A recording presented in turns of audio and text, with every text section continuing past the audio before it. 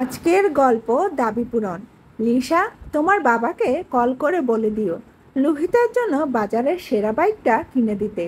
সরকারি চাকরিজীবী মেয়ের জামাই যদি প্রতিদিনই অফিসে যায় বাসে করে, সেটা দেখতে খারাপ লাগে। সেদিনও আমায় পাশের বাড়ির এক দিদি বলল, কালো বউ ঘরে এনেছিস, তবুও ছেলের শ্বশুরবাড়ি থেকে মোটা টাকা মোটা জিনিস আনিসনি। এর থেকে হাজার গুণ সুন্দরী মেয়েকে তোর ঘরের বউ করলেও আরো দ্বিগুণ জিনিস ঘরে আনতে পারতি। আমিও আপত্তি করেছিলাম তোমাকে আমার ছেলের বউ করে ঘরে আনতে, কিন্তু তোমার বাবা যেভাবে আমার হাতে পায়ে ধরলো, তাতে কি আর এই বিয়েতে রাজি না হয়ে থাকা যায়? কিন্তু তোমার বাবাকে আমি একটাই শর্ত দিয়েছিলাম, আমি আমার ছেলের জন্য যখন যা দাবি করব, তখনই তোমার বাবাকে সেই দাবি পূরণ করতে হবে, অন্যথায় আমার ছেলে তোমায় ডিভোর্স দেবে। কিন্তু মা, দাবি করারও তো একটা লিমিট থাকা দরকার।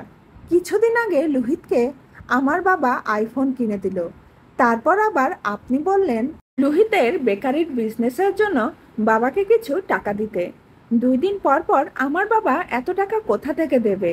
আমার ছোট বোনের পড়াশোনার খরচ আছে, আবার ওকে বিয়েও দিতে হবে। এভাবে যদি বাবা আমার সংসারেই সব টাকা ঢালতে থাকে, তাহলে তো ওরা নিঃস্ব হয়ে যাবে।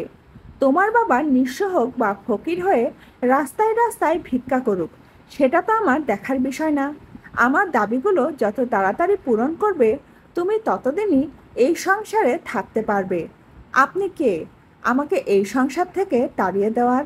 এই সংসার শুধু আপনার একার না, এই সংসার এখন আমাদের দুজনেরই। লিসা, তুমি আমার মায়ের মুখে মুখে তর্ক করছো? তোমাকে এত বড় সাহস কে দিয়েছে?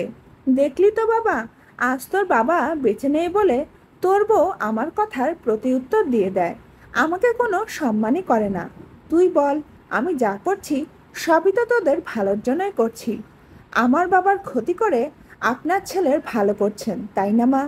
আর এমন তো না আপনার ছেলের কোনো অ্যাবিলিটি নেই একটা দামি বাইক কেনার, তবুও প্রতিনিয়ত আপনি আমাকে আমার বাবার কাছে হাত পাততে বাধ্য করছেন, বাবার কাছে আমায় ছোট করছেন। লুহিত, আমি যে আর পারছি না, এভাবে আর কতদিন চলবে? যতদিন আমার মা চাইবে। আর আমি নিজেও বুঝি না যে মেয়ের বাবা আমার মায়ের পায়ে ধরে, সেই বাবার মেয়ের এত সম্মান আসে কোথা থেকে? যার বাবারই কোনো সম্মান নেই, তার মেয়ের আর কিসের সম্মান, কিসের ছোট হওয়ার ভয়? শোনো লিসা, আমি তোমায় ক্লিয়ার করে একটা কথা বলে দিচ্ছি, আমার মা যা বলবে তাই হবে, আর তুমিও তাই করবে। আমি যেন আর কখনোই মায়ের মুখে তোমায় নিয়ে কোনো অভিযোগ করতে না শুনি। তোমার বুড়ো বাবা মা বাড়ি জমি জমা দিয়ে কী বা করবে? 2টা মেয়ে সব কিছু পাবে 2 মেয়ের জামাই, আর আমি যেহেতু বড় মেয়ের জামাই, তাই তোমার বাবার সব কিছুর ওপর আমার অধিকার বেশি। আমাকে দেওয়ার পর যা কিছু থাকবে, সেগুলো না হয় তোমার ছোট বোনের জামাই পাবে। আমি কার কাছে কি বলছি? তোমরা মা ছেলে সেম মেন্টালিটির মানুষ। তোমাদের কিছু বলার অর্থ হচ্ছে আমার অহেতুক সময় নষ্ট করা। এতদিন আমি ভাবতাম অন্তত লুহিত আমায় বুঝবে, ওর মাকে সব বুঝিয়ে বলবে, কিন্তু না, ওর মায়ের থেকে লুহিতই বেশি খারাপ। বাবা কত কষ্ট করে টাকাগুলো জমিয়ে রেখেছিল ছোট বোনের বিয়ে দেওয়ার জন্য, কিন্তু সেই টাকাগুলো বাবার থেকে আমি চেয়ে নিয়ে আসলাম লুহিতকে একটা দামি বাইক কিনে দেওয়ার জন্য। আবার কবে আমার শাশুড়ি আমার বাবাকে বলে বসে মেয়ের জামাইকে একটা দামি গাড়ি কিনে দিতে। আচ্ছা, তাহলে কি মেয়ের বাবা হয়ে বেঁচে থাকার অর্থই হচ্ছে মেয়ের জামাই সহ মেয়ের শ্বশুরবাড়ির লোকেদের দাবিগুলো একটার পর একটা পূরণ করা? সেদিনও বাবা আমায় কল দিয়ে বলল, ছোট বোনকে বিয়ে দিতে গিয়ে লাস্ট জমিটাও বিক্রি করতে হবে, কারণ ছেলেপক্ষ বিয়েতে কোনো যৌতুক দাবি করেনি ঠিকই, কিন্তু বোনকে সাজিয়ে দিতে বলেছে। আবার আনুষ্ঠানিকভাবে বিয়ে দিতে গেলেও নগদ টাকার প্রয়োজন পড়বে। তবে আমার শাশুড়ি মা যখনই শুনল আমার ছোট বোনের বিয়ে ঠিক হয়েছে, তখনই আমার হাজব্যান্ড লোহিতের জন্য জামাই বরণ হিসেবে 2 ভরি স্বর্ণের একটা চেইন দাবি করে বসলো আমার বাবার কাছে। বাবাও আর শাশুড়ি মায়ের কথা না করতে পারেনি, 2 মেয়ের জামাইকে 2 ভরি 2টা চেইন গিফট করলো। ছোট বোনের বিয়েটা ভালোভাবেই হয়ে গেল। এরপর বেশ কিছুদিন আমাদের ভালোভাবেই কেটে গেল। বাবার জমি বিক্রির কিছু নগদ টাকা ছোট বোনের বিয়ে দেওয়ার পরেও বেঁচে গিয়েছিল, যে টাকাগুলো বাবা ব্যাংকে এফডিআর করে রাখে। আবার আমি কনসিভও করি, কিন্তু সন্তান হওয়ার 3 মাস আগে আমার শাশুড়ি মা আমায় বলল, সন্তান পেটে আসা থেকে সন্তান হওয়ার সমস্ত খরচ বাবদ বাবার কাছ থেকে নগদ 1 লাখ টাকা নিয়ে আসতে হবে, কারণ মেয়েদের এই সময়ের সমস্ত খরচ মেয়ের বাবাই দিয়ে থাকে। 7 মাসের প্রেগনেন্সিতে ওরা আমায় জোর করেই বাবার বাড়ি একা পাঠিয়ে দেয়। কিন্তু এবার আমি বাবাকে বলে দিয়েছিলাম আমি আর শ্বশুর বাড়ি ফিরে যাব না। এমন স্বামী শাশুড়ির সাথে আর একসাথে থাকা যায় না। আমি চাকরি করে আমার সন্তানকে একাই মানুষ করব। কিন্তু বাবা মা আমায় অনেক বুঝিয়ে আবার আমায় শ্বশুরবাড়ি রেখে যায়। সমাজের মানুষজন, ছোট বোনের শ্বশুরবাড়ির লোকেরা এসব জানলে আমাদের খারাপ বলবে।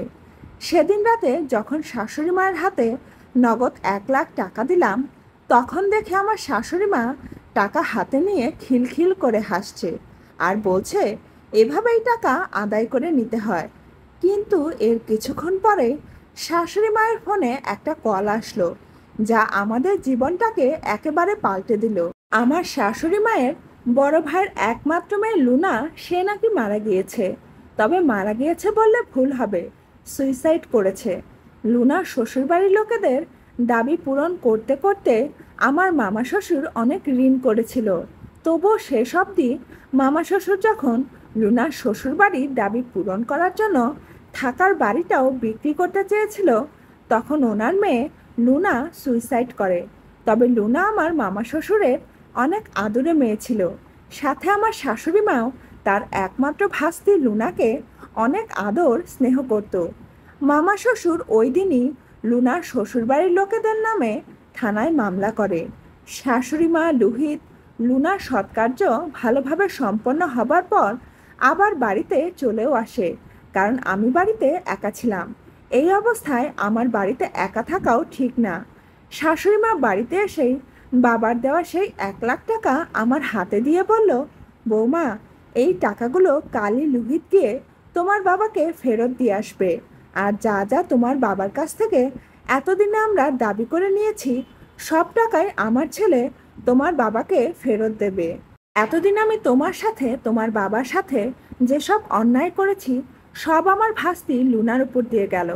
পরের মেয়ে পরের বাবাকে দেওয়া কষ্ট আজ আমার ভাই ভোগ করছে।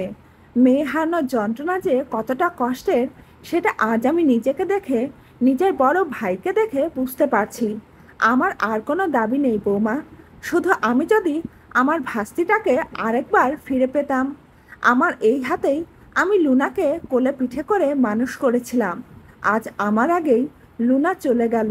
পরে লুহিত বাবার কাছ থেকে নেওয়া সমস্ত টাকা, সব জিনিস বাবাকে ফেরত দিয়ে বাবার কাছে ক্ষমা চেয়ে এসেছিল। আমার সন্তান জন্মের সমস্ত খরচ আমার হাজব্যান্ড লুহিতই বহন করেছে। এখন আমার শাশুড়ি মা অনেক চেঞ্জ হয়ে গিয়েছে। সংসারের সব দায়িত্ব মা আমার হাতেই তুলে দিয়েছে। মায়ের এখন সময় কাটে আমার মেয়েকে নিয়ে। তবে মা একা থাকলেই লুনার কথা ভেবে এখনও কাঁদে।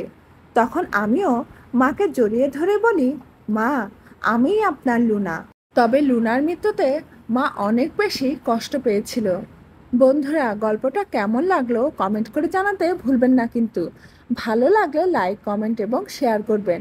এবং আমার চ্যানেলে নতুন হলে অবশ্যই চ্যানেলটি সাবস্ক্রাইব করে পাশে থাকবেন। ধন্যবাদ।